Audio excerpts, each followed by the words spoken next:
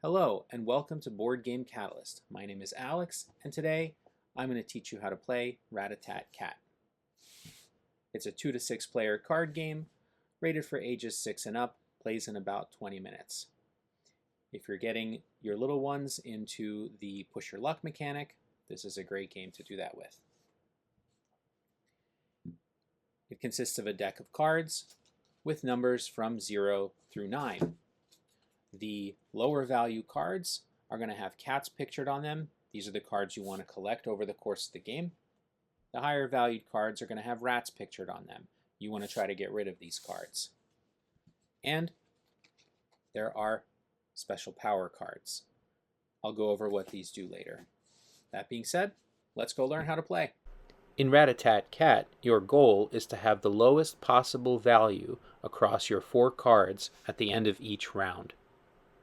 Begin the game by choosing a player to be the dealer.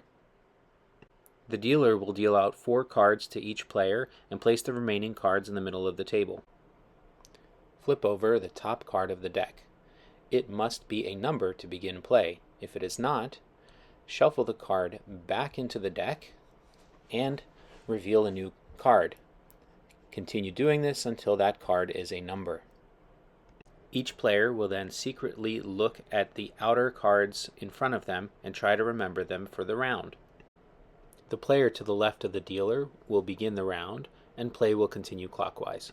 At the beginning of your turn, you may either take a card from the deck or from the top of the discard pile. If the chosen card is a number card, you may either discard it or swap it with one of the cards in your play area. Player 1 decides to swap the card. Player 2 then draws a card and decides whether or not to swap it or place it in the discard pile. Player 2 decides to swap it.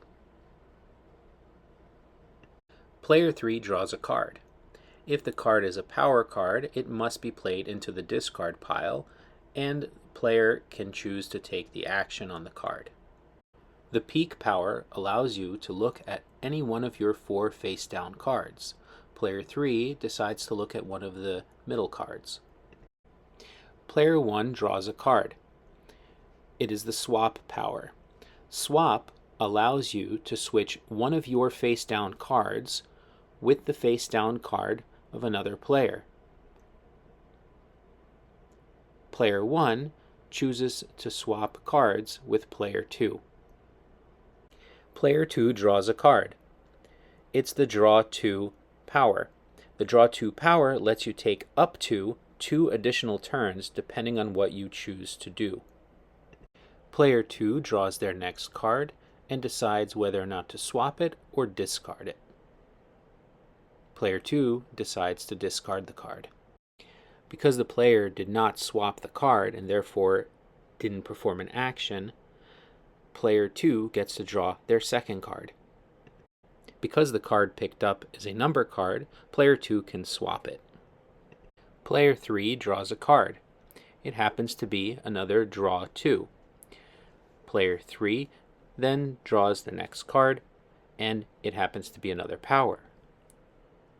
Now, Player 3 can choose to use the swap ability or pass and take another card. Player 3 chooses to do the swap ability.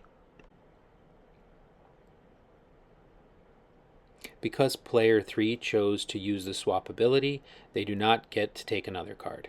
If the deck ever runs out, shuffle the discard pile and start a new deck. At the end of their turn, a player may decide that the total amount of all of their cards is lower than any other player's. So they bang on the table and say, "Rat-a-tat cat," and every other player gets 1 additional turn. Player 1 will draw a card and discard it. Player 2 will draw a card and swap it. And the round is over, and all players will flip over their cards. If a player has any power cards flipped over, they have to replace those with cards from the deck. They return their card to the discard pile and draw a new card. If they have another power card, they return that to the discard pile and draw a new card. If the card flipped over is a power card, you continue discarding until all of your cards are numbers. Players add up the numbers on their cards and record them for this round. Reset for the next round by giving all of the cards to the player to the left of the previous dealer. That player becomes the new dealer, shuffles the cards, and deals out 4 cards to each player. At the beginning of the game, players should decide whether they're going to play a set of rounds or if they're going to play up to a certain amount of points. If they choose to play a certain number of rounds, say for example 3, at the end of the 3rd round, the player with the lowest total score is the winner. If they choose to play to a certain number of points, say for example 50, as soon as a player reaches or exceeds 50 points at the end of a round, whichever player has the least amount of points is then the winner. Thanks for watching.